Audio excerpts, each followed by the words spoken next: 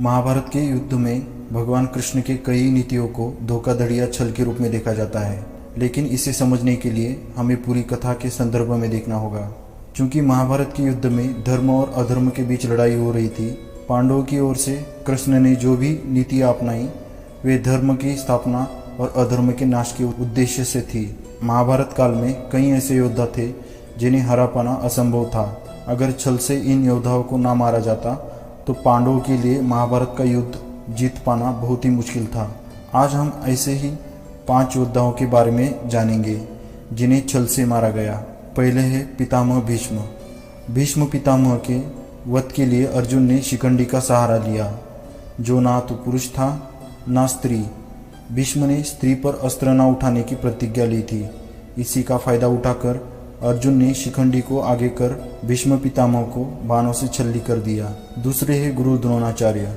इन्हें अपने पुत्र अश्वत्थामा से बहुत ही लगाव था, इसीलिए कृष्ण ने युधिष्ठिर से कहा कि तुम जाकर गुरु द्रोण से ये कहो कि अश्वत्थामा रणभूमि में मारा गया।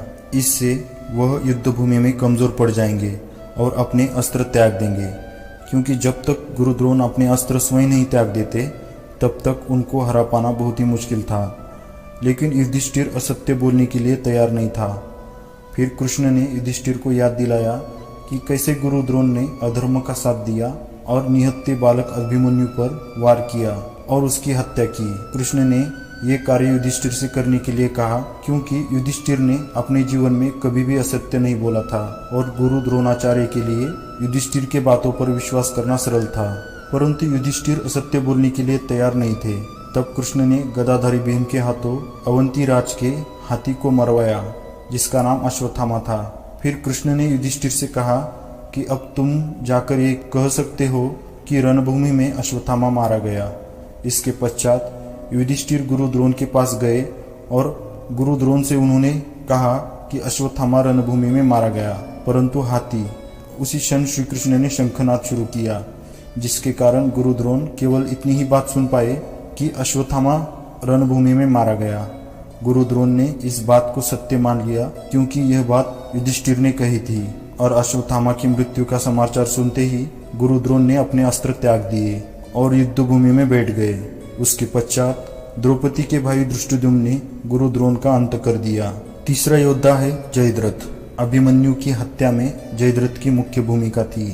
चक्रव्यूह के द्वार पर जयद्रथ ने पहरा लगा रखा था और उसने अभिमन्यु के चक्रव्यूह में प्रवेश करने के बाद दूसरे योद्धाओं को अभिमन्यु की मदद के लिए जाने से रोक रखा था। जयद्रथ से अपने पुत्र अभिमन्यु के वध का बदला लेने के लिए अर्जुन ने जयद्रथ की सूर्यास्त तक वध करने की प्रतिज्ञा ली, और अगर सूर्यास्त तक अर्जुन जयद्रथ का वध नहीं कर पाए तो स्वयं चिता पर चढ़कर आत्मदाह कर लेंगे। ऐसे में कौरवों की सेना जयद्रथ के बचाव में लग गई। तब भगवान श्री कृष्ण ने एक चाल चली और अपनी माया से सूर्य को ढक दिया। सूर्यास्त के बाद युद्ध नहीं लड़ा जाता। ऐसे में जयद्रथ अर्जुन के पास खुद ही चला आया और तभी भगवान श्री कृष्ण ने अपनी माया हटा ली और फिर सूर्यदेव के प्रकट हो जाने पर अर्जुन ने जयद्रथ का वध कर दिया। चौथा योद्धा है महारथी कर्ण। कर्ण दुर्योधन से मित्रता निभा रहा था और वो दुर्योधन के परोपकार से दबा हुआ था।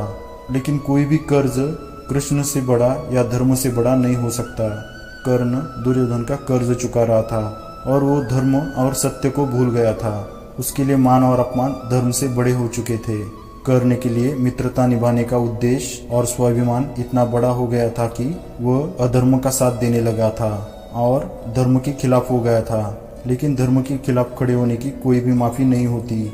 हमें ये ऊपर ऊपर से देखने पर लगता है कि यह सब कृष्ण ने किया या करवाया, परंतु ऐसा नहीं है। धर्म के खिलाफ खड़े होने वालों के विरुद्ध संजोग ही ऐसे बनते हैं कि उनका सर्वनाश हो ही जाता है, चाहे वो कितने भी पात्र क्यों ना हो।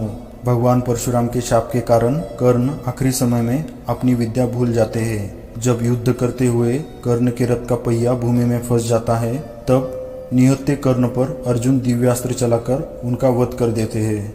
और आखिरी समय में शाप के कारण अपनी विद्या भूल जाने के कारण कर्ण खुद को बचा नहीं पाते। 5वें नंबर पर है दुर्योधन। इस युद्ध में दुर्योधन और भीम के बीच गदा युद्ध हुआ, जिसमें कमर के ऊपर ही प्रहार करने का नियम था। लेकिन भगवान श्री कृष्ण के कहने पर भीम ने दुर्योधन के कमर के नीचे वार किया, क्योंकि दुर्योधन की माँ गांधारी की तपस्या के कारण उसका शरीर वज्र का बन चुका था। गांधारी ने इतने वर्षों तक आंखों पर पट्टी बांध रखी थी, तो उन्होंने अपने पुत्र से कहा कि तुम स्नान करके बिना वस्त्र के आना। जब दुर्योधन स्नान करके अपनी माँ के सामने जा रहे थे, तभी भगवान श्री कृष्ण ने दुर्योधन से कहा कि अब तुम युवा हो चुके हो, इस तरह माँ के सामने जाना अपराध है, तुम एक पत्ता पहन के चले जाओ। और उन्होंने उसे एक पत्ता भी पहनने को दिया, जिससे उसके कमर के नीचे का हिस्सा वज्र का नहीं बन सका। तब भगवान श्री कृष्ण के कहने पर भीम ने दुर्योधन के कमर के नीचे वार किया, जिससे दुर्योधन की जंघा टूट गई और दुर्योधन की दर्दनाक मौत हुई।